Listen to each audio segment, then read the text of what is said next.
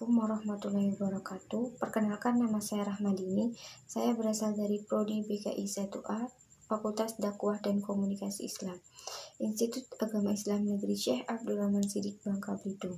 Di sini saya akan menjelaskan tentang pengaruh globalisasi terhadap hak dan kewajiban warga negara Indonesia. Pengaruh globalisasi terhadap hak dan kewajiban warga negara Indonesia. Pengertian globalisasi dan pengaruh globalisasi terhadap hak dan kewajiban warga. Pengertian globalisasi. Globalisasi dapat diartikan sebagai percampuran budaya akibat adanya interaksi yang terjadi antara negara-negara di dunia yang berdampak pada segala aspek. Globalisasi merupakan gejala mengglobalnya sosiokultural antar bangsa sehingga kultur antar bangsa di dunia seolah-olah melebur menjadi kultur dunia atau global. Akibatnya hubungan antar bangsa semakin dekat. Beberapa pakar nasional dan internasional memiliki penuturan yang berbeda tentang pengertian globalisasi, di antaranya 1. Menurut Selo Sumarjan, pengertian globalisasi adalah sebuah proses terbentuk suatu sistem organisasi dan komunikasi antar masyarakat yang berbeda di seluruh dunia, yang bertujuan untuk mengikuti sistem dan kaidah-kaidah tertentu yang sama. 2. Menurut Edison A. Jamli dan kawan-kawan, pengertian globalisasi ialah sebuah proses yang muncul dari sebuah gagasan yang kemudian ditawarkan agar diikuti oleh bangsa lain yang pada akhirnya akan sampai pada sebuah titik kesepakatan bersama dan menjadi panutan bersama bagi bangsa-bangsa yang berada di seluruh dunia. Berdasarkan penuturan para ahli tentang pengertian globalisasi, dapat ditarik kesimpulan bahwa globalisasi terjadi akibat interaksi antar negara di dunia sehingga memungkinkan paham suatu negara diikuti oleh negara lain tanpa batasan cukupan aspek. Interaksi antar negara yang menimbulkan globalisasi bersumber dari berbagai macam kegiatan, di antaranya kegiatan perdagangan dan kerjasama regional maupun internasional. Kedua kegiatan tersebut dapat dilakukan dengan mudah mengingat adanya berbagai macam alat komunikasi yang canggih hari ini. Alat komunikasi tersebut bukan hanya telepon, tetapi internet, email, dan berbagai macam teknologi lain. Sehingga dapat dikatakan bahwa faktor utama terjadinya globalisasi adalah kemajuan dalam bidang ilmu pengetahuan dan teknologi atau iptek. Suatu negara dikatakan merdeka adalah ketika telah memenuhi syarat utama. Berdirinya negara merdeka, syarat utama tersebut adalah harus memiliki wilayah tertentu, memiliki rakyat tetap, dan memiliki pemerintahan yang berdaulat. Ketiga, syarat ini merupakan kesatuan yang tidak dapat dipisahkan walaupun suatu negara memiliki wilayah dan rakyat yang tetap. Jika belum terdapat pemerintahan yang berdaulat, maka negara tersebut belum dapat dikatakan sebagai negara merdeka. Hak dan kewajiban warga negara diatur dalam Undang-Undang Dasar 1945. Suatu negara ditinggali oleh penduduk terdiri atas warga negara dan orang asing. Salah satu yang membedakan keduanya adalah hak dan kewajiban terhadap negara.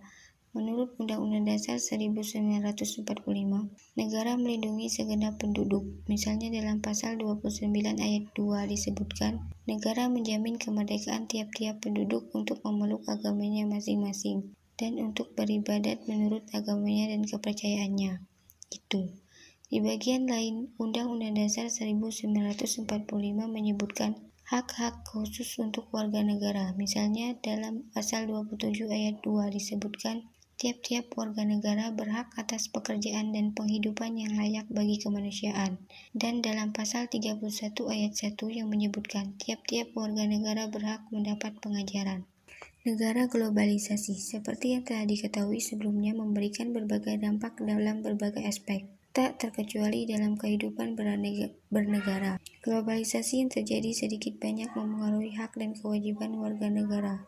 Hak warga negara adalah suatu kewenangan yang dimiliki oleh warga negara guna melakukan sesuatu sesuai peraturan perundang-undangan. Dengan kata lain, hak warga negara merupakan suatu keistimewaan yang menghendaki agar warga negara diperlakukan sesuai keistimewaan tersebut. Sedangkan kewajiban warga negara adalah suatu keharusan yang tidak boleh ditinggalkan oleh warga negara dalam kehidupan bermasyarakat, berbangsa, dan bernegara.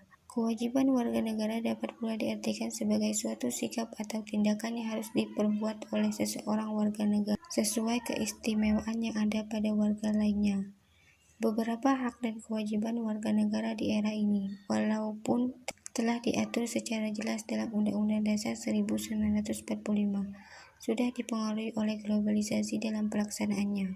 Hal tersebut disebabkan oleh adanya pergeseran pemahaman dalam memaknai hak dan kewajiban warga negara yang tertera dalam Undang-Undang Dasar 1945.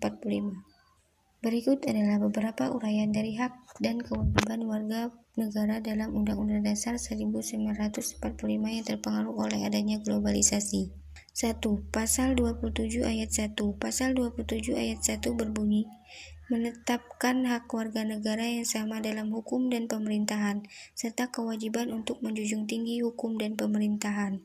2. Pasal 28 ayat 8 menetapkan hak kemerdekaan warga negara untuk berserikat, berkumpul, mengeluarkan pikiran dengan lisan dan tulisan. Dua uraian pasal di atas adalah contoh hak dan kewajiban warga negara yang sudah terpengaruh oleh globalisasi. Contoh lain dapat dengan mudah ditemukan di kehidupan nyata, namun begitu, warga negara semestinya sadar akan hak dan kewajiban mereka yang tidak boleh terpengaruh oleh berbagai macam gangguan luar, seperti globalisasi, karena keadilan dan kesejahteraan di Indonesia dapat tercapai apabila seluruh warga negara menerapkan hak dan kewajiban mereka secara menyeluruh.